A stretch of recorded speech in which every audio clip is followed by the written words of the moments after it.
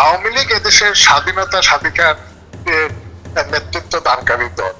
বাংলাদেশে আওয়ামী লীগ মাঠে তাদের কার্যক্রম আরো গতিশীল করছে। আওয়ামী লীগ কোনো কর্মসূচি পালন করতে নামলেই নেতা কর্মীদের হত্যা করা। তৃণমূলের শক্তি নিয়ে আমরা এগিয়ে যাচ্ছি। আমার তো কাউরি খুঁজলে না, আমার ইউনিয়নে যে এতগুলো ক্ষতিগ্রস্ত হয়েছে। গত বছরের ২৩ জুন দেশে ও দেশের বাইরে ঘটা করে দলের ৭৫ বর্ষপূর্তি পালন করেছিল আওয়ামী লীগ। সেদিন ঢাকার সোহরাওয়ার্দী উদ্যানে আয়োজিত সমাবেশে নেতা কর্মীর উপস্থিতি ছিল কানায় কানায় পূর্ণ। কিন্তু মাত্র ২ মাসের ব্যবধানে পরিস্থিতি পুরোপুরি পাল্টে যায়। ২০২৪ সালের ৫ আগস্ট গণ আন্দোলনের মুখে দেশ ছেড়ে ভারতে চলে যেতে বাধ্য হন সাবেক প্রধানমন্ত্রী ও আওয়ামী লীগ সভাপতি শেখ হাসিনা। সেই সাথে দেশ ছেড়েছেন দলের শীর্ষ নেতারাও।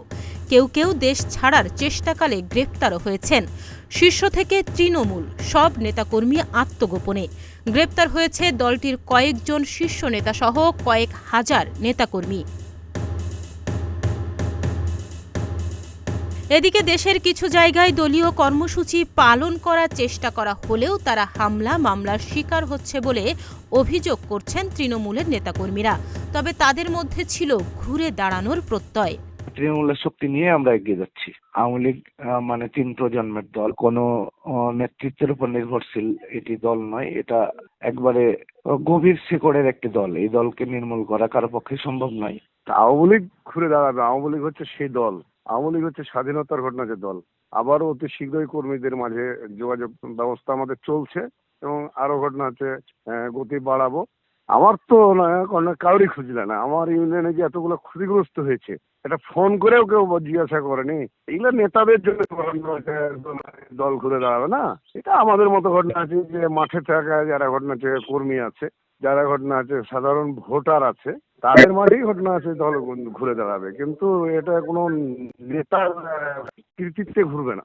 বাংলাদেশে আওয়ামী লীগ মাঠে তাদের কার্যক্রম আরো গতিশীল করছে এবং ঐক্যবদ্ধভাবে এই অবৈধ অসাংবিধানিক সরকারকে হটিয়ে গণতন্ত্রের পথে আবার বাংলাদেশ অগ্রযাত্রা করবে এবং সেই অগ্রযাত্রায় বাংলাদেশ আওয়ামী লীগ নেতৃত্ব দেবে। বাংলাদেশের সবচেয়ে প্রাচীন রাজনৈতিক সংগঠনটি পেয়েছে গণহত্যাকারী ও ফ্যাসিবাদী তকমা। তবে এ বিষয়ে আওয়ামী লীগের প্রথম সারির নেতা ও দলটির সাংগঠনিক সম্পাদক শফিউল আলম চৌধুরী নাদেল নিজেদের নির্দোষ দাবি করেছেন। আওয়ামী লীগ এদেশের স্বাধীনতা স্বাধিকার নেতৃত্ব দানকারী দল। এটা স্বৈরাচারকে পর্যদস্ত করেছে, ৭১-এর পরাজিত শক্তিকে আইনের আওতায় এনেছে, ৭৫-এর খুনিদেরকে আইনের আওতায় এনেছে। এই দলটিকে সঙ্গে এই তকমা দেওয়া যারা দিয়েছে তারা ৭১-এর এবং ৭৫-এর পরাজিত শত্রু। তারা কি বললো আমি মনে করি এটা আওয়ামী লীগ যে এইটা আমি মনে করি না ব্যাখ্যা দিয়ে বলার প্রয়োজন আছে। এটা যারা বলেছে তাদের যে অবৈধ জঙ্গিবাদী এবং সন্ত্রাসী কার্যক্রমকে আড়াল করার জন্য তারা এই সমস্ত শব্দ চয়ন করেছে। ১.৫ দশকেরও বেশি সময় ক্ষমতায় আঁকড়ে থাকা আওয়ামী লীগের এমন পরিণতি কেন? কী কারণে এতটা ভেঙে পড়ল দলটির সাংগঠনিক কাঠামো? কিছু ভুল সিদ্ধান্ত তো হতেই পারে, হয়তো সেটা ছিল গোয়েন্দা তথ্যের ব্যর্থতা। এটা হলো একটা বড় বিষয়। আমাদের চতুষ্টি বা আমরা এত কাজ করেছি এই ধরনের একটা ভূমিকা বা অহংবোধ আমাদের ছিল। আমি মনে করি আমাদের পতনের জন্য আন্তর্জাতিক দেশীয় ষড়যন্ত্র এবং বিভিন্ন আন্ডারওয়ার্ল্ডের অপরাধীদের যুক্ত করা, জঙ্গি সহ বিদেশি কিছু গোয়েন্দা সংস্থার তৎপরতার বিষয়গুলো তো আমরা খুব স্পষ্টভাবেই আমরা দেখেছি।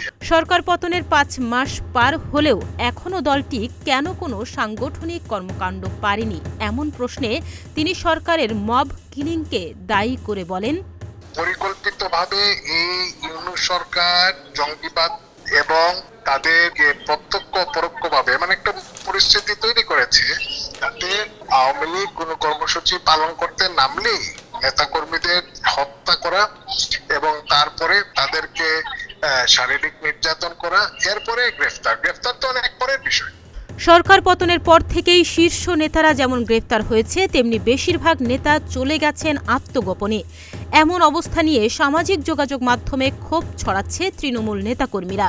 এ বিষয়ে দলের বক্তব্য কি জানতে চাইলে শফিউল আলম চৌধুরী নাদেল নেতাকর্মীদের ধৈর্য ধরতে বলেন। আমরা লজ্জিত এবং আমরা ক্ষমা প্রার্থী যে আমরা আমাদের নেতাকর্মীদেরকে যে প্রশ্রয় এবং যে শেল্টারটা দেওয়া বা তাদের পাশে যেভাবে দাঁড়ানোর প্রয়োজন ছিল, আমরা তাৎক্ষণিক এদের এই যে হঠাৎ করে বিনা মেঘে বজ্রপাতের মতো আমাদেরকে সরকার থেকে সরে যেতে হলো। আমাদের সারা দেশেই আমরা এটা নেটওয়ার্কিং আমাদের আছে, নিজেদেরকে প্রস্তুত করার জন্য আমরা বলেছি, তাদের ক্ষতিগ্রস্ত হয়েছে। এখন কিছুটা পারিপার্শ্বিক বিভিন্ন বিষয়ের জন্য আমরা নির্ভর করেছিলাম, এখন সেই সময়টা এসেছে। নির্বাচন নিয়ে কি ভাবছে আওয়ামী লীগ? আর কি তারা রাজনীতিতে ফিরতে পারবে?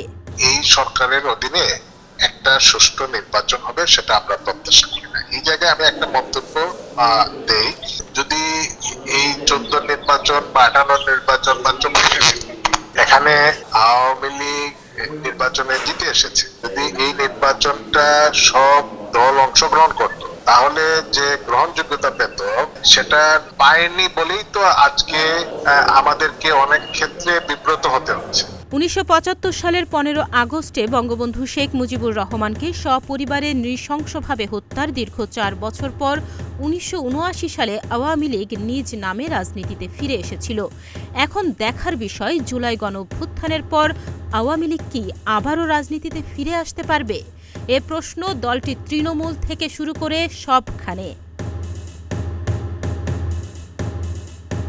ডেস্ক রিপোর্ট, প্রতিদিনের বাংলাদেশ।